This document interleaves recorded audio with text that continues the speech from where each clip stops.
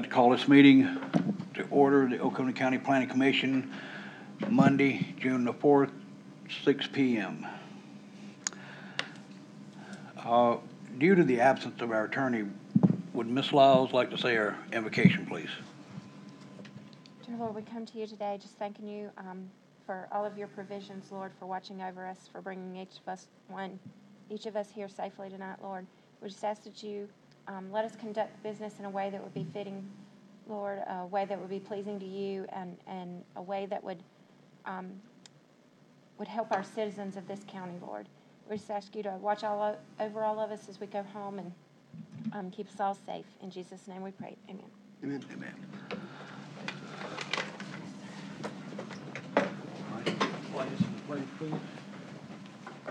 I pledge allegiance to the flag of the United States of America and to the republic for which it stands, one nation, under God, indivisible, with liberty and justice for all.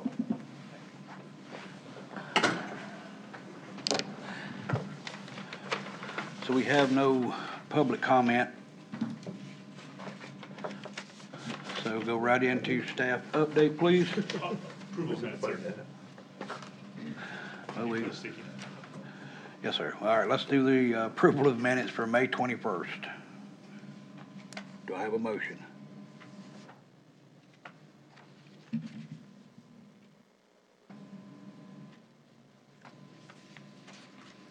I'll make a motion. Second? Second. Any discussion or corrections?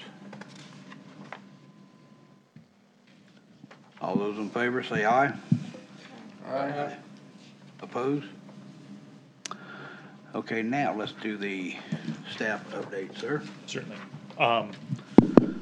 So in order to change portions of our land development regulations, chapter 32, we not only have to have the planning commission meeting, we also have to have a hearing regarding that. So anything that's in chapter 32, such as the minor subdivisions that are on tonight's agenda, or the ones that were on a few meetings ago regarding minimum lot size, have to go through a public hearing, in which that for us means is that we have to advertise it 30 days beforehand. So I went ahead and I advertised, we already voted upon minimum lot size several meetings ago, and that minimum lot size should fall under the underlying zoning district. That's something you all voted on. But in order to maintain to the letter of the law, I got to bring it back up to you. So we're going to bring it back up at next meeting. It'll be the same exact information as you saw before, just it's a hearing format. Also, if anything would come up with at this meeting regarding minor subdivision, if anything, that'll also be done in a hearing format. I did go ahead and advertise that 30 days ago because I knew we were going to bring it up repeatedly. So I figured just I'll be prepared for it. So that's from a housekeeping point of view.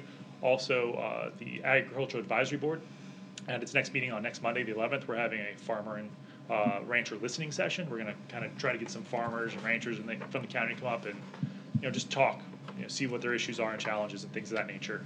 And we're going to work towards the comprehensive plan, the ag element, as well as the ag board's advisory role in that. You try to use the community input. So that's my update, sir. All right, thank you. Is this loud enough? Can you all hear me? This doesn't feel real loud. Very fine. All right, item number 7 is discussion regarding staff responsibility for plat approvals.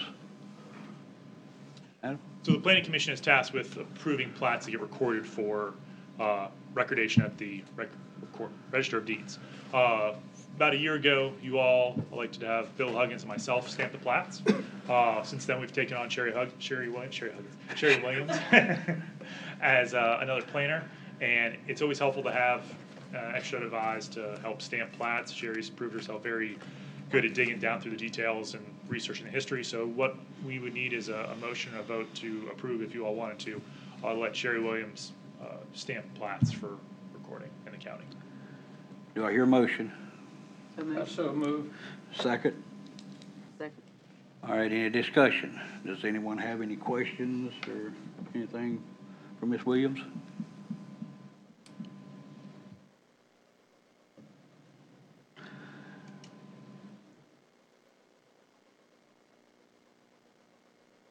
All right, if we don't have any discussion or any comments, all those in favor, say aye.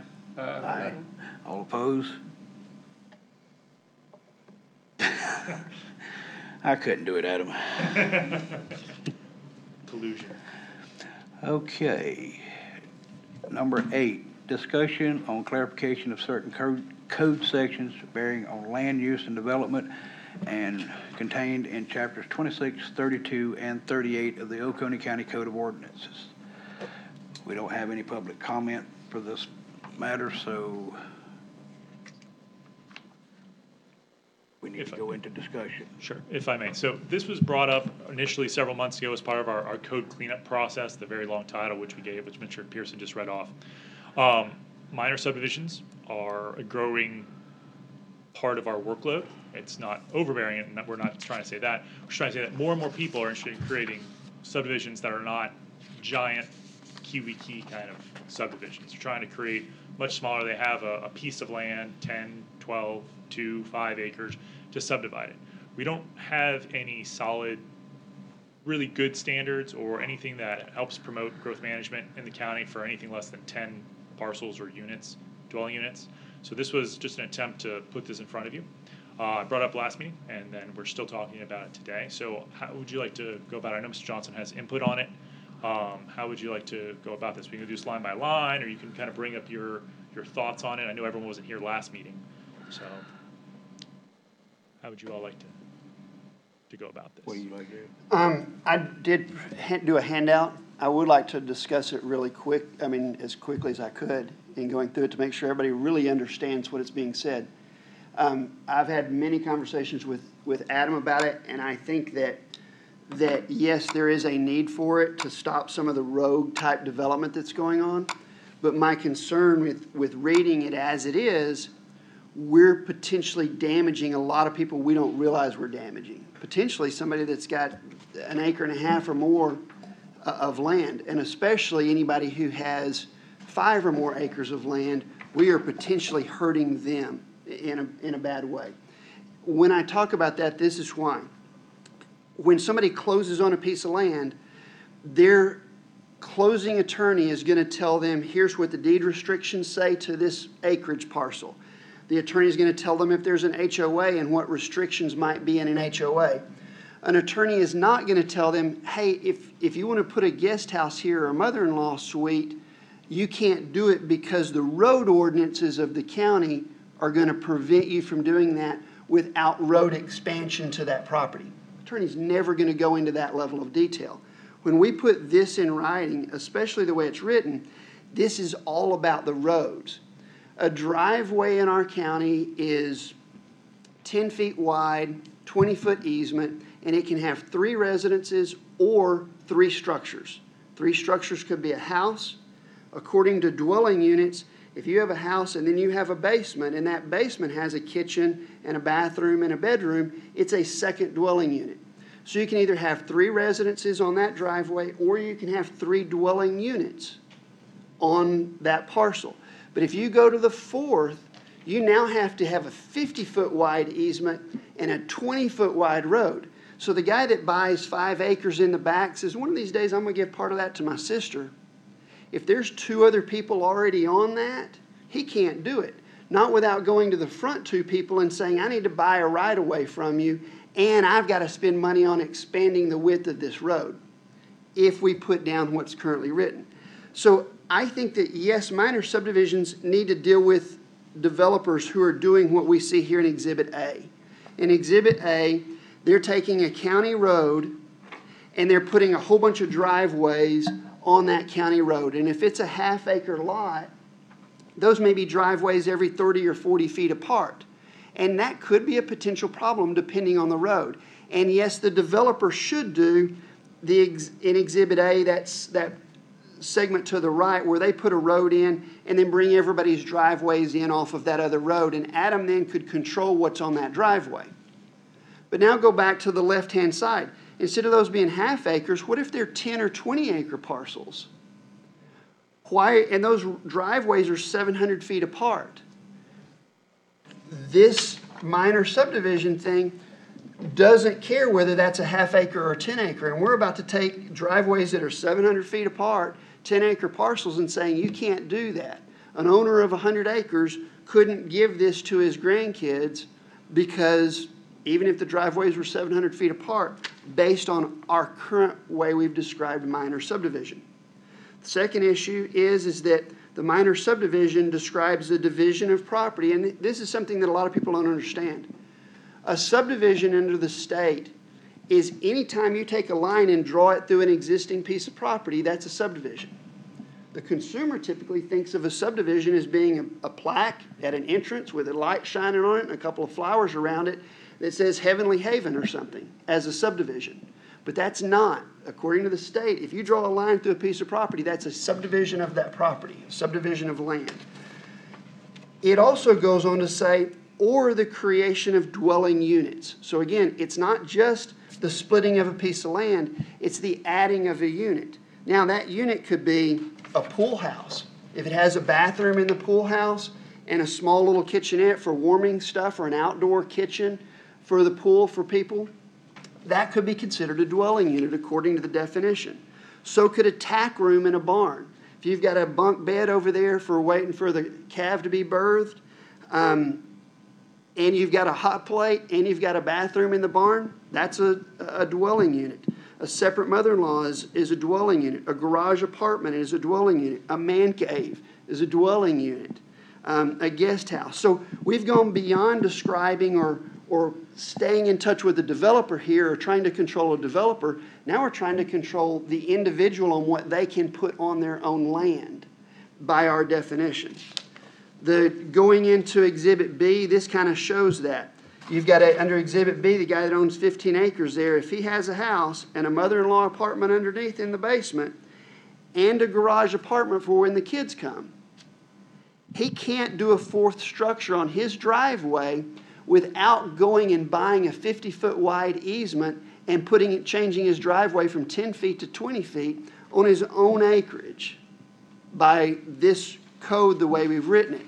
So we're penalizing more than just the developer. We're penalizing the individual for what he can do on his land.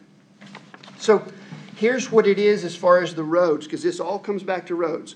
A driveway is 3 dwellings or 3 properties. A fourth property triggers this drive. And a drive is less than 10 lots, more than 3. Minimum right-of-way of 50 feet. This guy's got to go through a surface of 20 feet, at least 5 inches of stone. But here's what he also has to do. He's got to get an engineer out there to determine the weight of the culverts, how much weight can the culverts hold if it's going over a perennial creek. He's got to look at sight distance on the road and have an engineer determine sight distance. So just for his driveway to add that fourth structure, or the 3 people that have combined, they've got to go through all of this other hardship or burden based on the way we've written this because of the way the county describes driveway, drive, and road, which those are set in stone, those DOT as well. The fourth issue is an example of something that happened just with me, and if we put this in writing, it makes it an even bigger issue.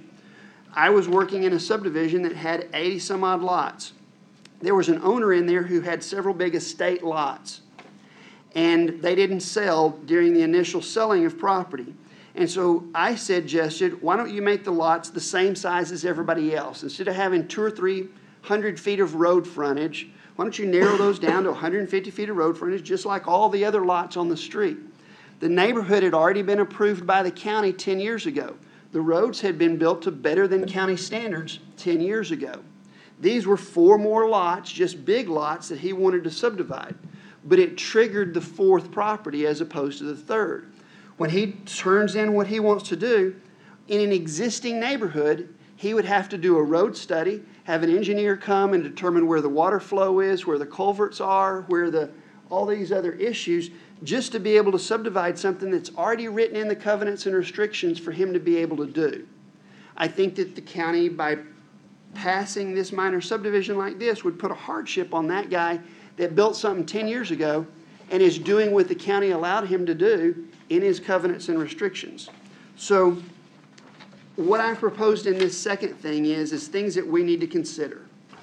One, instead of just what was written, is that we need to consider that we're dealing with a developer here that's trying to sell or lease something, rather than just somebody who says, I want to build a house for my mother, or I want to give an acre to my kid who just got out of school.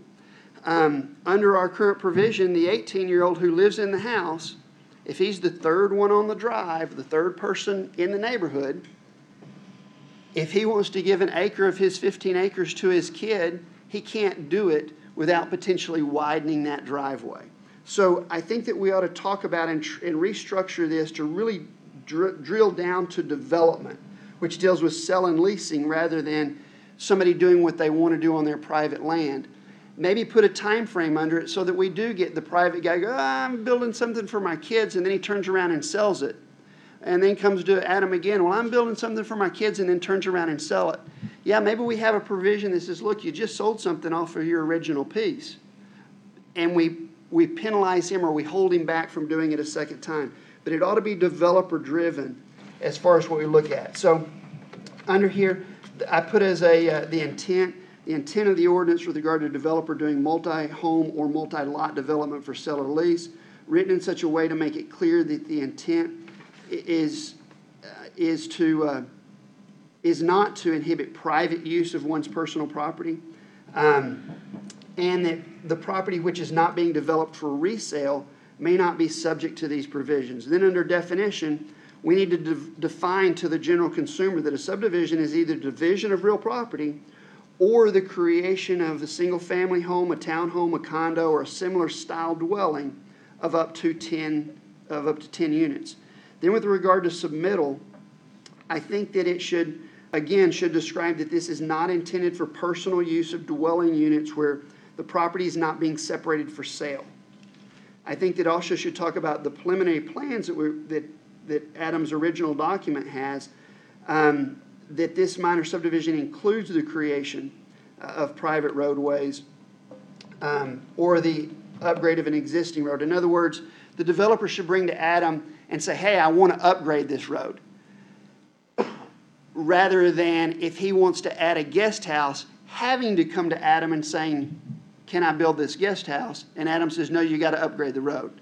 In other words, let me see if I can make that clear. A developer should be encouraged to bring Adam plans of here's the road, here's how many lots I want to make. And he should be required even to do that. But I don't think somebody should be required to bring this road upgrade and say, I'd like to build a guest house, here's my road upgrade. I think that the county should have to tell him that. And then the county should be able to say, but you really don't have to do the road upgrade because you're simply building this for your own use and it's not really going to change the traffic pattern to any great extent. I also think that this minor subdivision should exclude private roads. Anything behind the gate, that's a private road. That owner of that behind the gate has taken responsibility. When he closed on a property, the attorney described that here's your HOA requirements, which described that there's a road maintenance agreement. Because it's behind the gates, the county doesn't have anything to do with it, nor do they take responsibility for it. Same with a private road or a private drive. It's a private road. It's a private drive. The surveys today say private drive, shown on this plat, shall be a private access not owned, maintained, or supervised by Oconee County, and not constructed pursuant to any plan or future acceptance by Oconee County.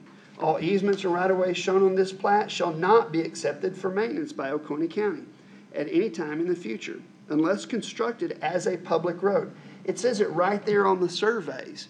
So I don't think that we should come and tell the guy, you can't build a guest house when the county doesn't have anything to do with this road or this drive. So that's just my concern with this.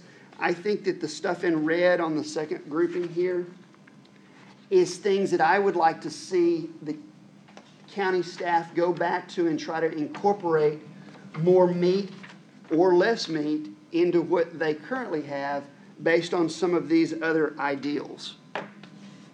Done. I have a question, since I was not here last time. What does the current code say? This is a minor subdivision reserved. Just says reserved. There's nothing. So It we says- don't, it right also now, says- there's no restrictions on dividing land unless you divide it into 10 lots? So it all basically falls down to road. Majority of the county being control-free district, it all flows down to roads. So if you subdivide property, let's say it's a 10 unit, say you have 10 acres, you divide it into 10 units.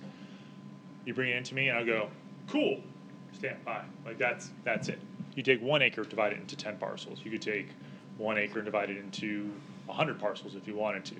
Mr. Johnson brought up a bunch of guest houses and suites, but what's much more likely to happen is stick-built homes and mobile home sites, things like that. Those are probably much more, I see a lot more of those than I have mother-in-law suites.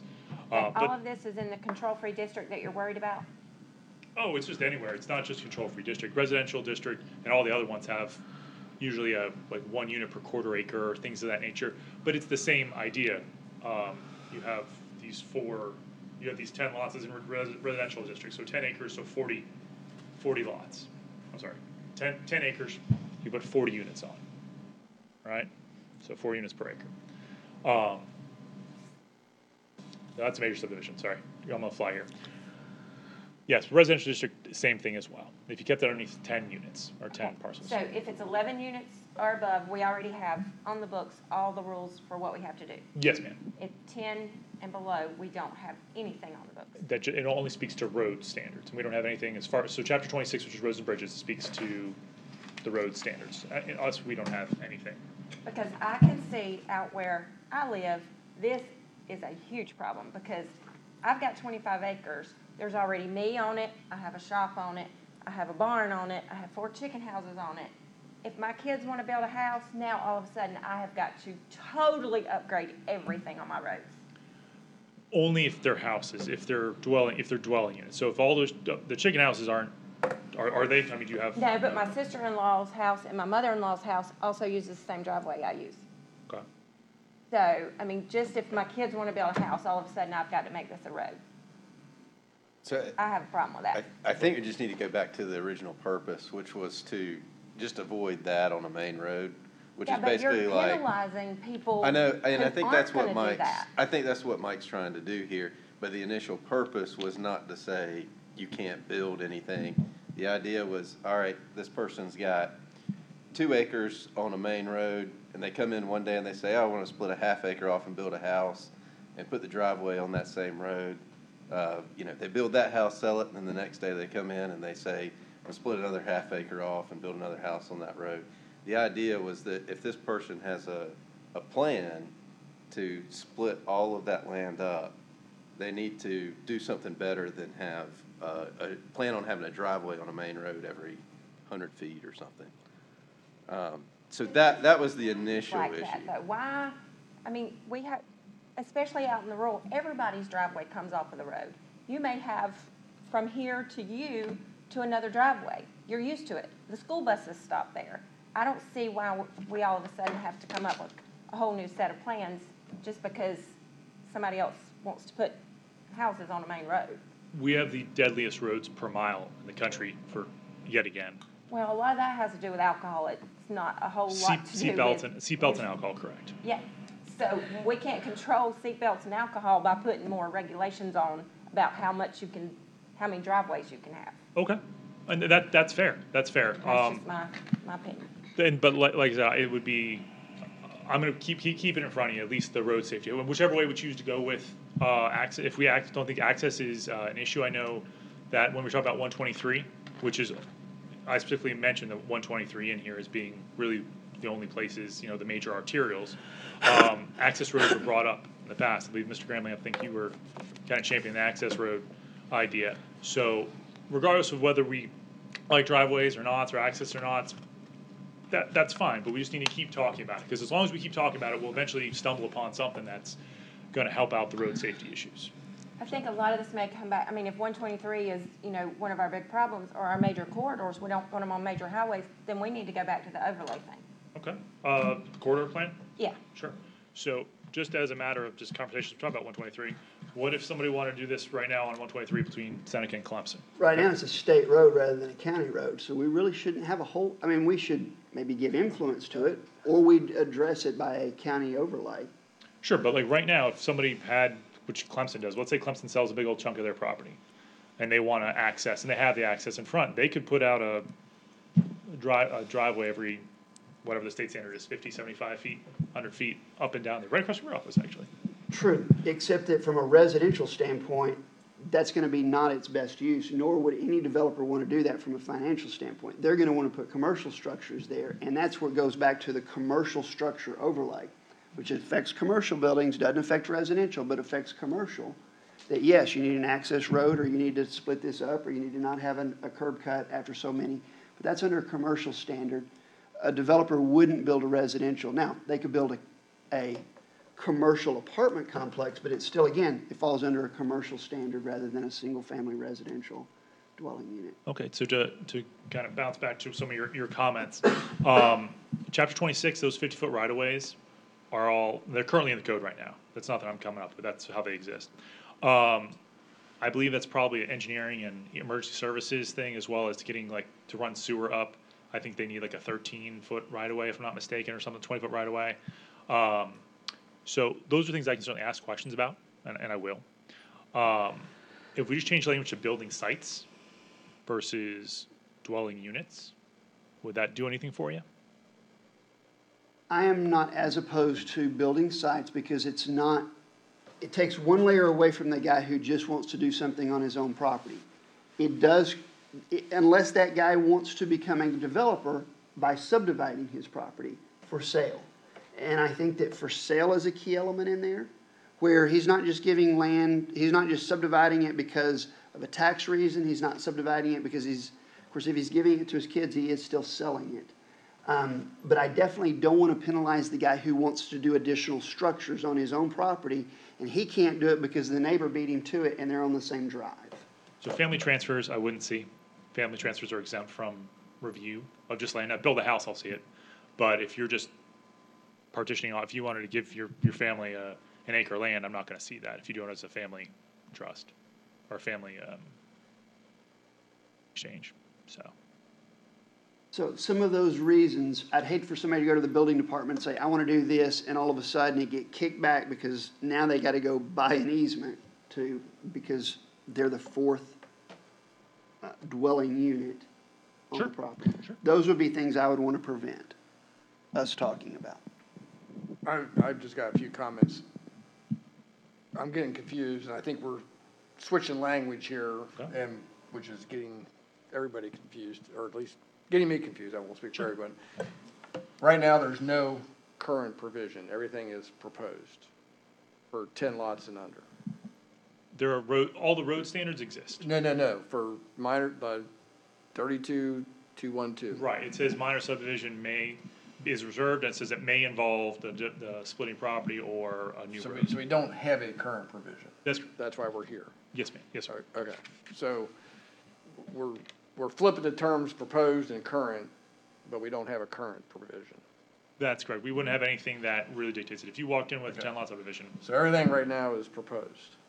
yes, sir. And then I'd like to ask Mr. Johnson, where are you finding this, if somebody makes an apartment in their basement, that's a separate dwelling, even though it's under the same roof? The definition of dwelling unit is a definition that Adam had given me that says dwelling unit has been described and defined, I'd put that, meaning one or more rooms connected together and constituting a separate independent housekeeping establishment with provisions for cooking, eating, and sleeping, and physically set apart from any other room or dwelling unit in the same structure.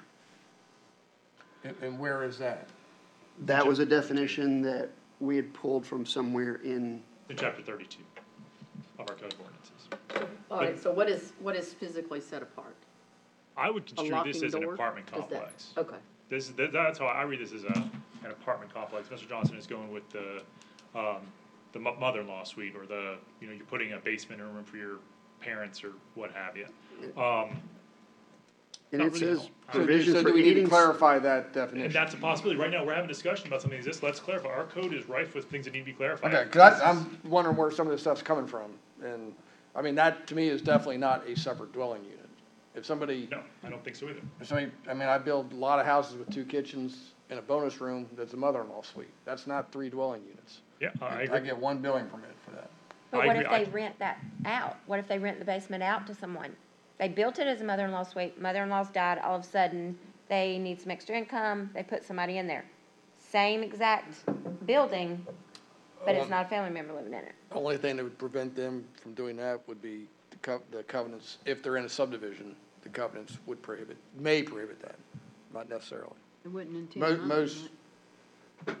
covenants, Crescent covenants, I'm just using Crescent for an example, prohibit renting of a bonus room or an apartment above a garage. Most of this is going to apply to control-free districts, though, rather than subdivisions, Well, and that's the problem. again, I'm just trying to find out where these we're flipping some terms, I'm just trying to figure out where some of these, so we need to me, clarify what is a dwelling unit. So Mr. Johnson and I talked about this a bunch already, so I apologize if we're having a comfortable conversation. Right. So perhaps a dwelling unit is something that we need to clarify better. We can certainly do that. I mean, because that to me is not, yeah, I mean, that's something, if we gotta go back and define dwelling unit, we gotta correct that. Say if somebody wants to build a family compound where they own 20 acres and they want to build 4 or 5, they've got 5 kids and they want to build 5 houses, but they're not gonna subdivide it, they just want to put 5 different houses throughout, but they're not gonna, it's all still gonna be parceled as one piece. It would have to meet the road standards. I mean, that's where it is, and I think that's what Ms. Lyles was speaking to, Mr. Johnson was speaking to. I speak to it as well, is that we have these private road standards that are in place they're in place, private road standards are in place. So they would be required to meet the road standards. They wouldn't have anything for my house, I would check it off, but they'd have to meet the road standards. And here's my argument. When you say the road, I mean. Chapter the chapter driveway 26. going into the, So it's a driveway if it serves less than 3 units. So if you have, for Ms. Lyles, you're 25 acres, right, you said? So she has 3 houses on there right now, let's say. She has a driveway. She puts a 4th on there, it's a private drive. That private drive is a 50-foot right-of-way, a 5 inches of gravel, X, Y, and Z standards that Mr. Johnson addressed. And I think that's where a major component of the cost, talking especially with our farming and rural areas. But once again, we have like 800 and odd farms in the county. And if they're all the same size and everyone's subdivided 5 times, we have a lot more dwelling units on the properties, and it just kind of goes back to Well, and again, that. 80% of those, if they did that, are going to do it the right way in a development standard that you would be able to catch on the front end. We're trying to get the road guy. And I think that we're penalizing a lot of people to get the road guy.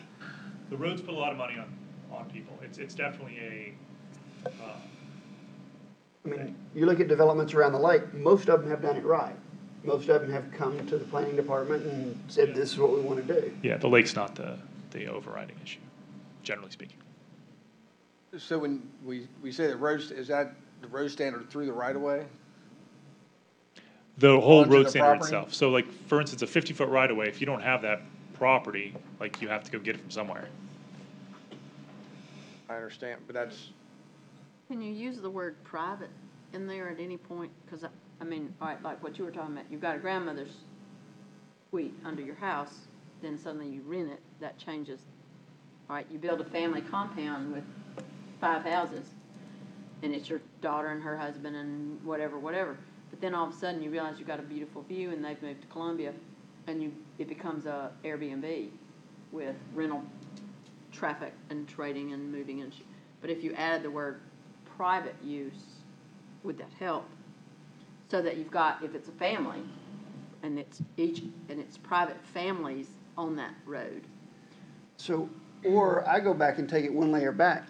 If it's a private road, what do we care? You had a family there who had 2 cars and they drove it every day, and then they moved to Columbia, and now you have it as an Airbnb, and instead of 2 cars every day, you have 1 car once a week. Traffic pattern really hasn't changed. The reality is that the owner owns that road. It's his private driveway. Why does the county have any additional say in it? That's At where that I'm, point. that's where I'm trying to figure out. The guy, it's his land. He paid whoever to come out and cut this road, driveway, whatever you want to call it, on his land. Then he's got these structures there. The county doesn't come in there and put gravel on it. The county don't come in there and scrape it off when it gets potholes in it. So why should the county have a say-so anyway? They're not, this is not affecting the county at all. It's not costing the county for his private road. So why should we have a say-so in any of it? It's his property. I can certainly I'm not the authority to speak on the reasons why this became enacted. I can kind of hazard some guesses, but if you'd like to, I can, Kyle Reed, who's in charge of roads and bridges, I can certainly ask him and Chief King if they want to come speak perhaps to answer that question, because I'm quite sure it falls under EMS and, access to the future. And I really think that when we talk about access to the future, we're trying to prevent rogue developers, not the good developers. Typically, and they're building all size properties now as far as land use, but I think that the developer is designated by the fact that he just sold it. He's selling it rather than he's doing something else with it. Now, again, if transfer of property to a family member or something like that is considered a sale, then that person's a developer too, I guess. But if Miss Lyles wants to add another, she wants to give her son a couple of acres of her 25, and he wants to put just say he wants to put a mobile home there. It's her land. That's their road. Why should she have to then go pay $20,000-$40,000 to have the road widened? It's her land, so the 50-foot easement don't amount to anything. She already owns the darn stuff. Not only the road widened, but the easement purchased, culverts weight, and an engineer to do a weight analysis on the culverts. I mean, it's ridiculous. It's her land, it's her road, so she wants to add her son on that same property, so be it. The county shouldn't have a say-so, other than maybe the building codes. He'd come in and have to buy a permit to build his house or move the house in there, but she's the one maintaining the road. The county's not spending any money on it. I think this is an example of where I'm gonna punish the whole class because one kid acted up. Well, That's it. this is another, we've been using developer and homeowner or private landowner interchangeably. Developer is one person or entity, and the private homeowner is another, and we're kind of treating them the same here. Because it's really the subdivision of the land, doesn't matter who the owner is, whether he's a developer or private owner. It's when you subdivide that land into two pieces, you created a subdivision, or when you add another dwelling unit, you've created an element, which whether you're titled a developer or private, doesn't matter. If you draw a line through your property, you've created a subdivision. And you're a developer too. We have a definition for developer. That makes for transfer or sale, you're also a developer too. Just to add another definition that you probably won't like. That's an understatement. So how about some actionable items? We've been talking about this for a little while. So dwelling unit seems to be something that caught y'all's eye. And even if we don't come with any minor subdivision standards, at least we're going through and clarifying some other issues that exist. Even if nothing happens at all with this minor subdivision language, at least we've kind of, I I've shown think you all some dwelling areas. units being redefined is probably a good thing. And what about subdivision? You all seem to. It'd be nice to do it like I had written here, definition. Subdivision is one of two things. Either it's the division of real property, or it's the creation of townhome condos or single-family dwelling units.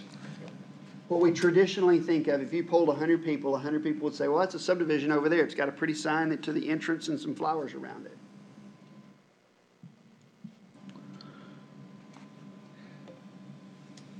Well, one thing I'd like to point out is if the purpose of this is to add controls to control free, I'm totally opposed. It's any subdivision, sir. Regardless of the zoning district, control free just happens to make up the lion's share of the county. But this would be more controls in control free. And all the others, and all the other zoning districts, correct. I mean, the reason this was brought up is we've had developers come in, divide off a lot, then come back a little while later, divide off another lot, and, and slowly develop a subdivision. Is that? Yeah, every day. And that's, okay, so now we've gone from that to if my mom's sleeping in my basement or not. Sarcastic. Yes, okay, I'll go with Yeah. that, sure. So we need to kind of veer back to, let's solve the problem, not that we, don't worry, clean up some of these definitions and not worry about all these ancillary. Yeah, because we already have the control in control free by the road And then, standards, right? And that already And then- exists. That exists as it is, so we're That trying to exists. actually fix that and make it more user-friendly without giving somebody that wants to come in and not admit he's a developer, the subdivision developer, from selling off a piece and a piece and a piece and a piece and not meeting any kind of standard for that.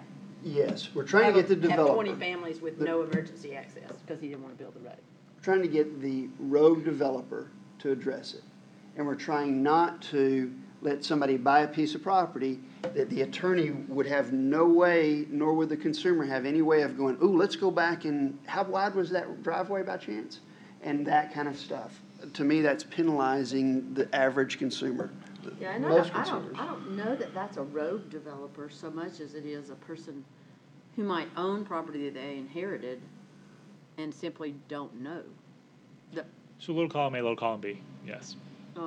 I would think that would be more often than the developer who knows what he's doing and is simply, I'm sure there are plenty of those, but I would think you'd be more a victim of the person who simply doesn't know. Maybe doesn't There's- even live here. 'Cause I think they- there's a lot of that. I mean, Yeah. I know a lot of people that have inherited property. They're not gonna do anything with it. They're trying to maximize the money that they get off of it. They can get more money for smaller lots instead of, more per acre for smaller lots than you can per acre for a huge lot. So they split it up. They have it's not like they're trying to get around anything. They just don't realize. They're just trying to get the most money they can for this property. Gotcha. That makes sense. And the private road standards, which is the money cost, or anything else that I might have proposed, doesn't really cost, like there's no out-of-pocket cost to it. The roads are where the cost comes down to it. So, Or the study for the road. or in the study for the road too, which Put one? engineer in there and you got money. Right, so if you have a subdivision over 10 units, so that 11th unit going, you have to have a traffic study. See how much traffic that's gonna generate onto a county road, not onto a state road, but onto a county road. You have to have a traffic study. So, would you like for me to contact the people who, like, Roads and Bridges and Emergency Services, and see if they can't give me some sort of opinion, or like why the private road standards extend onto private property versus the public standards Well, just why did they set it at 3? at 3? Or for whatever it is currently set at this point, you have to go to a study and 5 inches of gravel. Why did they pick that number? Okay, I can do that. And when was that defined as that? And I think that that's a state standard, not just a county thing. I do think it's a state standard on a state road when you're getting a state permit. The first part of it came in 1976. The last part looked like it was updated in 2008. Yeah. So What at was least, added in 2008? I would have to read through it and find each one. So how about I'll do that and I'll get back with you on that. Okay. The biggest thing I think right now is that the state defines driveway, drive, and road. 10-foot wide, 20-foot wide, it goes from 20-foot easement to 50-foot easement, based on the different deals. The problem is that, yeah, we have this out here, that state and county standard that talks about roads, and people should do these different things. Once we put this down in writing, we take the human element out, where Adam, instead of going, well, that makes reasonable sense, it's your family. The 18-year-old was given an acre, he was living in the house, now he's living over here, there's no different in traffic, yeah, let's don't do anything. But now that we put it in black and white, now they got to upgrade their road to a 50-foot wide easement for the 18-year-old to have his own place. And this is would only affect minor subdivisions on county roads?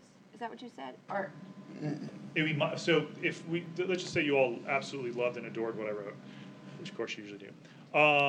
It would look at major roadways, which would be the arterial roads, which see more than 5,000 trips a day, which is 123 and probably 11. And then perhaps collector roads, which would be like Kiwi School Road, your other major arteries. So the largest roads, that's all that it was looking towards. It wasn't looking at off of every single side road or back road. Because the major roads are where I just don't know. But a collector road, is a collector road not really anything out of a subdivision where traffic is going to come down? No, sir. There's a state definition of them. I can pull up a map if you like to see them. There's a few of them in the county for sure, but let me see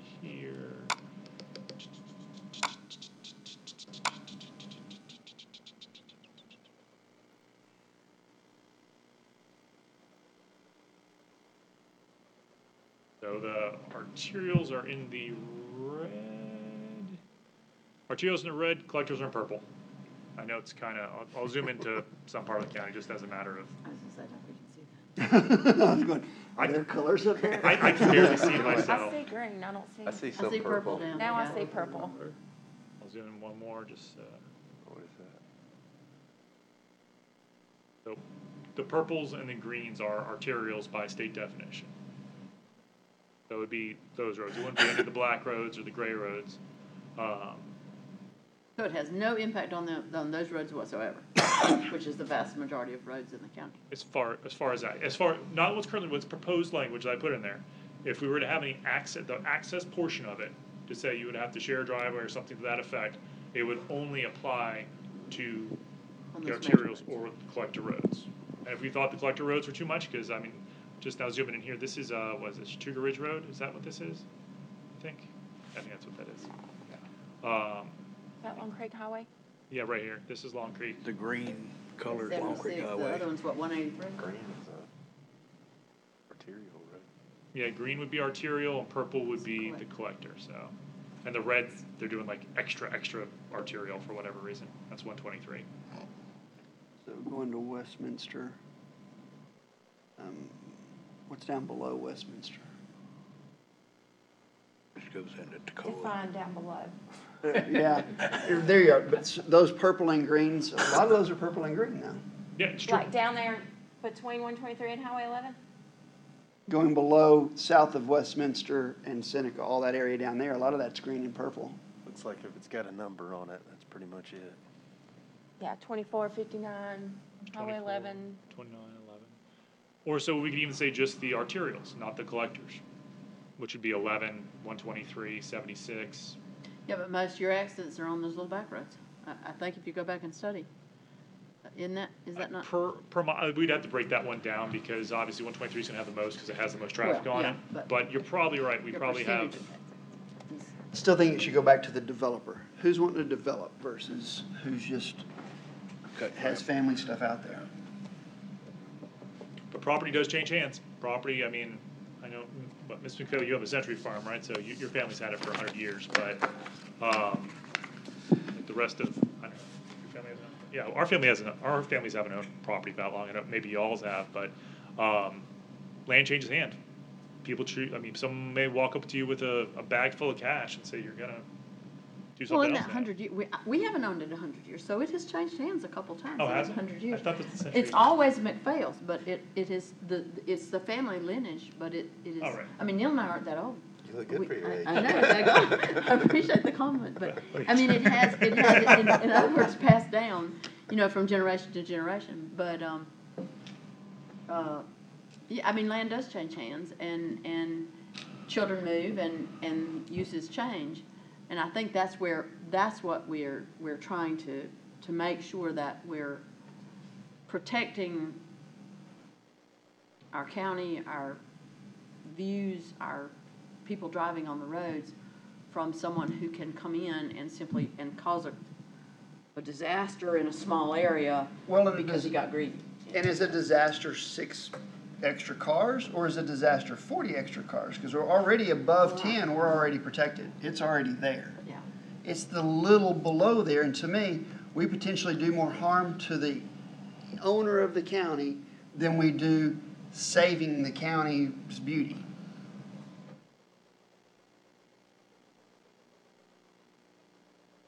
Because we're already Like I said, protected from the I like developer getting over 10 back to homes. I like to get back to the reason for the 3. So I'll figure out the reason why our road standards are broken up into. Is what you've been saying is if we're not on a green or purple road, it doesn't matter if we got 100 people on one driveway? Well, the last time I brought this up, it was, the conversation didn't even get this far. So I went ahead and went to arterials and collectors.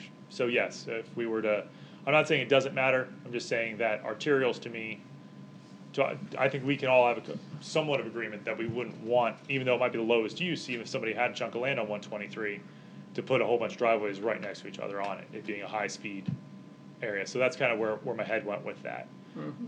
So limiting the scope. I think instead of doing minor subdivision, we just need to do something we need to do these corridors, and we need to do something in the corridors. Then we're affecting our high-traffic areas, and we're leaving the people who are just trying to just make a living or make a dollar by selling a piece of their property to pay their bills, we leave them alone. Okay. It's just my opinion.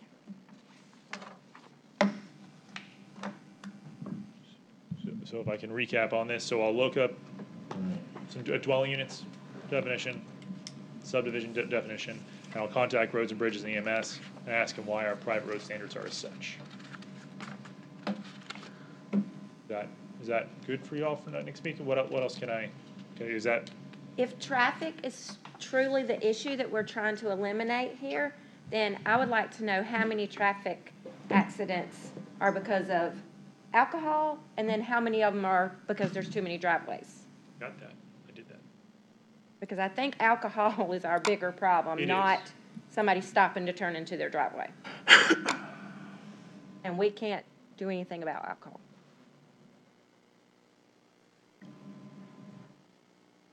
I did this study already, so I know that it exists.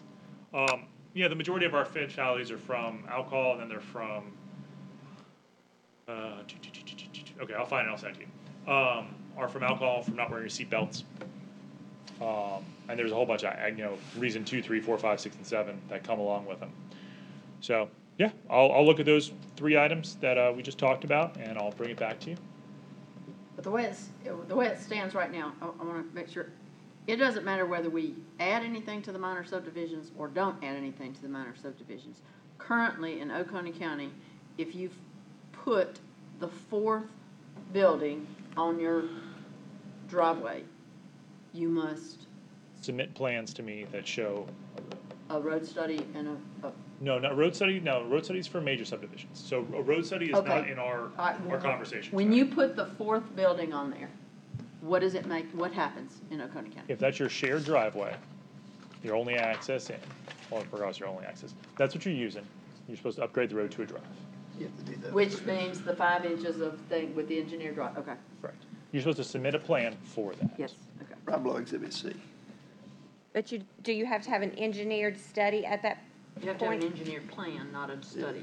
So the Engineer has to. Minimum of 50-foot right-of-way, encroachment permits by the county or the state, drivable surface of 20 feet with at least 5 inches of crushed stone, documentation from an engineer certifying weight limits of bridges and culverts.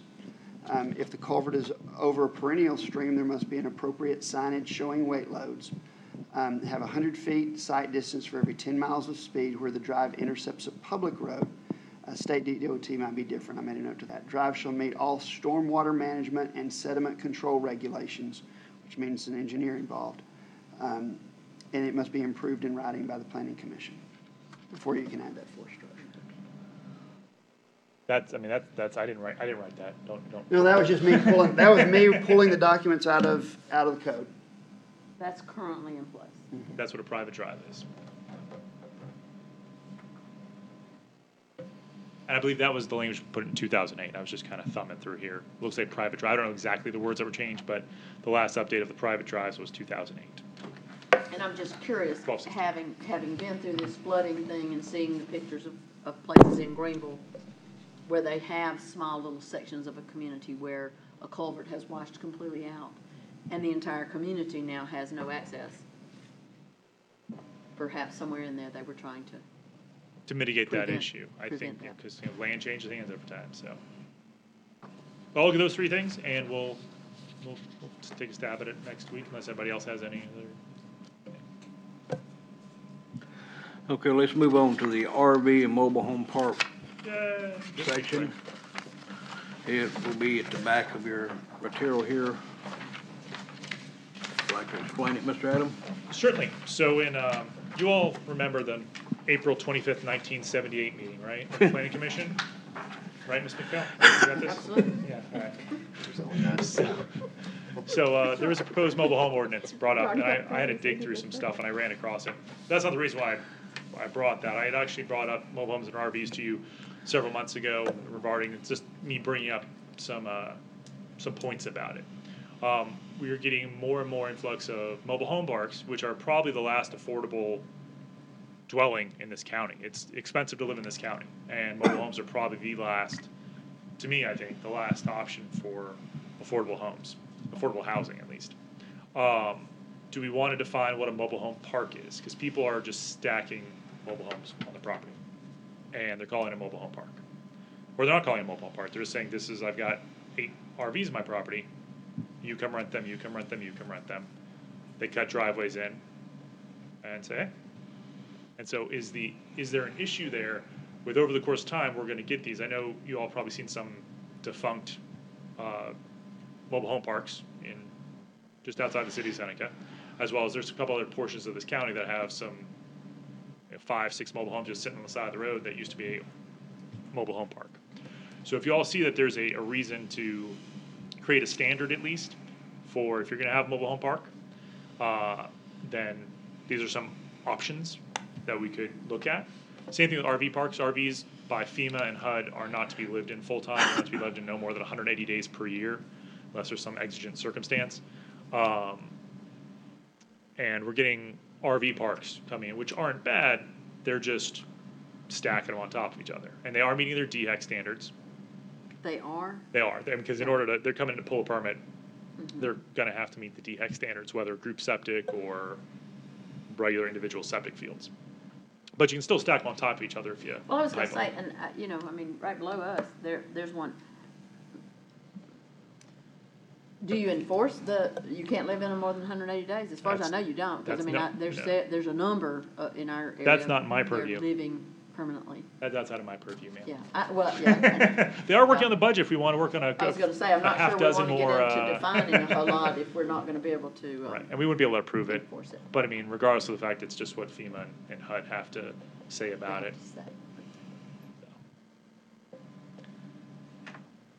I see these coming in more and more, so if you all would like me to work on something like that, as we've talked about before in the past, I kind of brought this up to y'all and you said yes, and then I could plan economic development said yes, and you all said yes again. So now I'll bring it back up with just some headings, things of that nature, just before I put any real pen to paper. What are the DHEC standards? You just have to meet your standards for septic, Oh, that's the only yeah. requirement they have? Well, and drinking water as well, but that's Okay. not one and the same. We have already an issue in this county with not having enough housing for low-income people. Correct. And the more regulations we put on places like these mobile home parks, the more they have to put money into it, the higher the rent's gonna be for them to get their money back out of it. Therefore, we're increasing the cost for somebody to live in these. And a lot of them, they're living in way below standard conditions anyway, but that's all they can afford. So if we make it even worse, we could potentially have a homeless problem. Oh, we have a homeless problem, certainly. Yeah, if we continue to make everything more and more and more expensive for people. I mean, we have some poor people in this county. Mm-hmm. And we don't need to make it to where they have no options. And these mobile home parks is probably their only option. Oh, certainly. Like, the fact that we have the control-free district allows the density that allows a lot of the mobile homes to be in the same place, and that's the idea, is to somehow put a format to that, because some of this could potentially cause a cost, for sure. The quality of life then comes on top, because I've been on places, been to a couple of sites, because I also kind of dabble in the code enforcement, where they put the RVs on top of each other, and they say, oh, you just have to come in and use a shared bathroom at the house, and, you know, there's a dozen RVs packed nose to tail. And I have no way to talk about that. I don't think that's the right way for people to live, even if they're at the bottom of the barrel. I mean, they're living in in squalor at the end of the day. Same thing with mobile homes. They can be 10 feet apart. Well, I think mobile home and RV don't need to be lumped together, because a mobile home is gonna have a bathroom, a kitchen, everything. Not all RVs do. That's correct. I think that needs to be two totally separate issues. Certainly. I was gonna write 2 separate ones, and I realized they'd be identical, so I put RV and mobile home. But they would be, yes, ma'am, they would be separate. Sorry for that. The same thing, mobile homes. I mean, 10 feet, that's Well, that's from me to you, maybe a little more maybe from me to you, Smithville. That's, I mean, you can put a lot of mobile homes on an acre of land. I think we worked out it was like 12, 15, with, if you did a 50-foot right of way for a road and But septic you couldn't fields. meet the DHEC standards with that. 12, I think it was 12, because you can go into the right of way with the, you can go into a private right of way with the septic, I believe. I'd have to double check that, but, so, I think we worked it out to be about 12. That's fine to put that density in, that works. But at what point do we start stacking? I mean, there's a mobile home park just outside of Seneca. I don't know if you've ever driven down there. But it's in the county, it's got no standards, and it could use some standards, I believe. What's our density to control free? None. Anything, or none, I guess, the other way around, anything. We have no density. You can put as many as you like to, as long as you meet the step back and height restrictions, which is 65 feet. Right. I think there definitely needs to be some standards. I think even having electricity and things like that, I mean, some of these, like you say, are in really bad shape. And a lot of times it's the landlord who,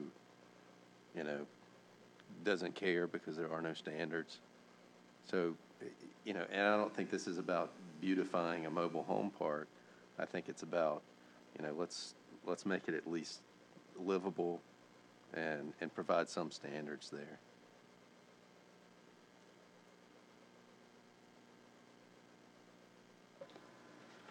Yeah, and I would think, I know that the one I used to know was the one on the backside of Walhalla. It's pretty much gone down now. Is it the one right here? No, this is the one, behind the church that burned on the left. Oh, yeah, they're subdividing that and doing the Down same there. thing again. Oh, are they? They're fixing to do it again. And it was, it definitely needed some standards. For that one, I would have said that certainly you need some off-street parking because it was just a disaster back in there. You couldn't, if anything had ever caught on fire, I don't know that anybody would have been able to get back there and do anything. So I can see that being, and I don't want to put, the one down there off of 24 is a RV park, and I can't imagine if that caught on fire, there being any help for anybody in the middle of that one. But on the other hand, they maintain it, they seem to enjoy each other's company, it must be working. So that might be a good one to go look at and say, if this is working, this might set you some standards for what works. Certainly. So I reached, when we thought about doing this, I contacted W&W. They're like, if you're going to buy a mobile home in this county, generally speaking, that's who I hear. And I see him in the office a lot. I asked him about this, Mr. Wright, and he's like, yeah, we can talk about it, certainly. So if I was going to come up with anything, especially involving the affordable housing in this county, and whether or not you're allowed to live in an RV full-time or not, people do it. I used to live in an RV full-time. It's a great living for for a little while. It's not that much different than a tiny house. No, exactly, and those things are rated to roll down the road. No, I'm with you on the RV. I'm a fan of them. But is this something that you all like for me? Because I'll go check out that RV park. I'll try to go meet with that developer of that place, and also several of the other mobile home park developers I've talked to, and they're like, yeah, we'll meet with you and talk to you about it. So if that's something that you all would like for me to do, I will certainly go ahead and do it. If not, I won't. Where you have electricity and say it must have it active, a lot of these, they have to get their own electricity in the mobile home. Yeah, you have to pull your own meter. Yeah. Okay. Yeah. So it may not always be active. I don't know how that one is going to play. The Because issue is that if it's sitting empty, then you're not going to have electricity active at that time. they get disgusting real quick without electricity, and that kind of my thing is that you can. I ended up maybe this is just me, this is like a little staff initiated thing there, but I rented a house that didn't have electricity for quite some time before I rented it, and it had electricity when I went and saw it, and it's full of mold, and perhaps that's it because I know mobile homes, especially if you don't upkeep the roof, you don't cool seal it every year, 18 months, that thing's going to be just a big mold pit. And so electricity helps keep mold down, run electricity in there, air conditioner, things like that. Electricity shows that you have someone on site maintaining. You know, that way we're not left with, 5 RVs high in the weeds kind of thing. So, But it also, if it sits empty for 6 months because they don't have a renter and they're having to pay electricity for 6 months, then the next person's gonna wind up having to pay for that, so it's gonna drive cost up. or they live in a place that's full of mold and stuff like that they move into, and it's the only place they can afford to live. No, it's a hard decision, and it's not, there's no simple solution. I don't necessarily have to look at the electricity aspect. The lowest economic sector of the county has to be looked after. I mean, we're never getting any farther than that. If we don't take care of the bottom, we're never gonna, raise the roof up, so. But, like, okay, the person that is renting it has to go pull their meter. Well, then, when they're done and they cut it off, then if they don't have a renter to come right back in, then the person who owns it has to go back and put another meter in, and there's a cost every time you put that meter in, every time you cut that meter off. So Yeah, I just don't think that's gonna be hard to do. All right, so maybe I'll reach out to Blue Ridge and Duke and see what their standards are as far as mobile home parks and RV, because this can't be their first rodeo with it. They have to know what's going on there. So if you have an established, for instance, the places you mentioned down in 24, maybe they have a standard, okay, well, we know we're pulling a meter, it's only, it's $20 or whatever it comes out to. So perhaps there's some way we can network with Blue Ridge and Duke on this. Clemson used to be full of mobile home parks, because that was before these multi-million-dollar developers for student housing. And we lived in them, and basically whoever owned the lot also owned the meters. Okay. But if you didn't pay your electric bill, they cut it off. So, in other words, you paid your rent and your electric bill at the same time. And if you did not, well, actually, not at the same time, because I knew we couldn't have afforded ours at the same time. So generally, they alternated, it was one week and something else the next week, something else the next week. But and so if you didn't pay it, you pretty much had to move out, because you couldn't survive in them if there wasn't some heat and some air conditioning. And I'm not saying that's the way to go, but that is an option. I mean, there's group metering. That group metering is kind of expensive, because that means there's one main meter and they send out a bill. And I believe there's one on Lake Kiwi that they do group metering just because they have the economy of scale to make that work. But those are certainly things. So if you all want me to kind of dig into this, I will. But Yeah, I I don't think- want to bring you something that you all are like, why did you look at this? So I'll look at these. Don't want to. Is that okay? Where are we on comprehensive plan? Yeah, to me, this would be something we can look at again, we can't be the first county that have to deal with this. Right, You know, exactly. I don't think we have to spend 6 months reinventing the wheel. Well, it just depends if you like it or not. I'll bring you what a couple other counties have done. I already have that. Greenville County, as I looked at, because they're a larger county. Are there any particular counties that you would like me to? More rural counties than Greenville. Okay. Well, and there's some, I think in South Georgia, where they have gone in and there's an established, it's like the old Salt Box House. I'll have to look into it. But they took, it is a very minimal cost home that they chose as an option because those mobile homes if you take a right down Pine Grove Road, the mobile homes on the left right there, that used to be a pasture. Because we called it the babysitting bull pasture, because the old Charolais bull would stand up under the trees and the cows would go to the other end, and the cows would all be All those asleep right double here. wides, is that what you're talking about? That massive number. Yeah. Those mobile homes start at $80,000 Right. to purchase. So I think there's some much cheaper alternatives for low-cost housing than that, perhaps, if you could find, if somebody came in and said, I want to put a mobile home park up for low-rent housing, you might want to say, well, we have this option here, if you would be interested in doing that.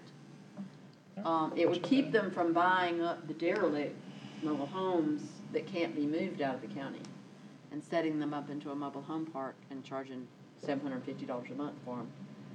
Yeah, I've done When I that. think of mobile home park, that's what I'm thinking about, because those lots are individually owned. Those Like, mobile yes. homes are individually owned. When I'm thinking of mobile home park, I'm thinking of more like on Conroe Creek Road, Yes. Well, this one Yes. right where here. there's all, They're just like, That's where this is. The view of this is This would be the absolute minimum. The person who's gonna put in an $80,000 mobile home, yeah, they're gonna give people elbow room and Right. covered awnings and decks and what have Yeah. you. It's the moving in the 1970 model mobile home, setting it up. The ones that they bought that other people were leaving Yeah. or abandoning, and I've done the same site plan. I've done a site plan for the same, like 1982 RV 3 times. I've been here a year. So, like, people have rented it from whomever, defaulted on their payments, moved out, they moved it again for someone else. No, it's, affordable housing is, I think mobile homes are the last thing. We do need to find some way to make sure that that it's affordable, but it's also done in a way that, people aren't gonna, or my last option has a hole in the roof, my last option has a faulty electric box, or X, Y, and Z.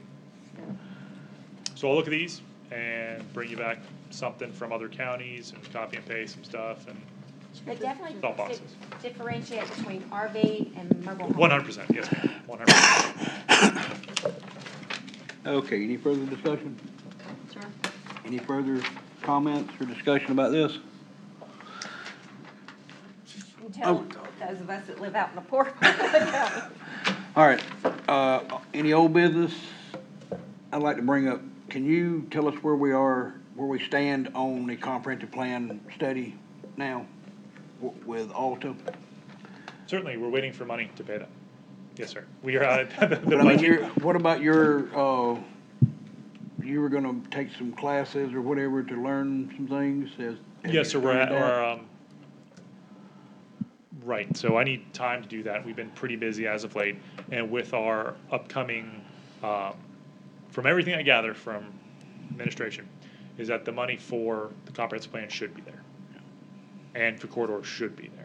Now, July 2nd, I guess, or whatever the last day of the hearing is, we'll certainly know if that money's available. And as soon as that's available, like the next day, I'll be on the phone with Alta, we'll set up the whole game plan, and we'll make that work. Same thing with the corridor, depending on how they want to go about doing that, best times to set that up. I think starting in the summer is good because they'll be able to be ready for fall when the traffic really starts coming back from Clemson.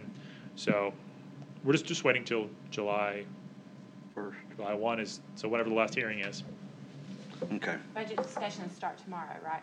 Yes, ma'am. They've been ongoing. I think it's the second, I want to say it's the second hearing for the current budget. That's available online. If you go to our new website under committees, it's the Budget and Planning Committee. they're also tomorrow at council having public hearing on all the budget, so.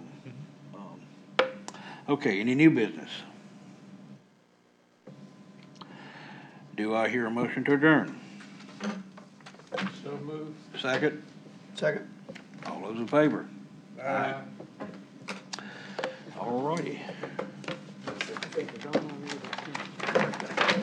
Thank you, ladies and gentlemen.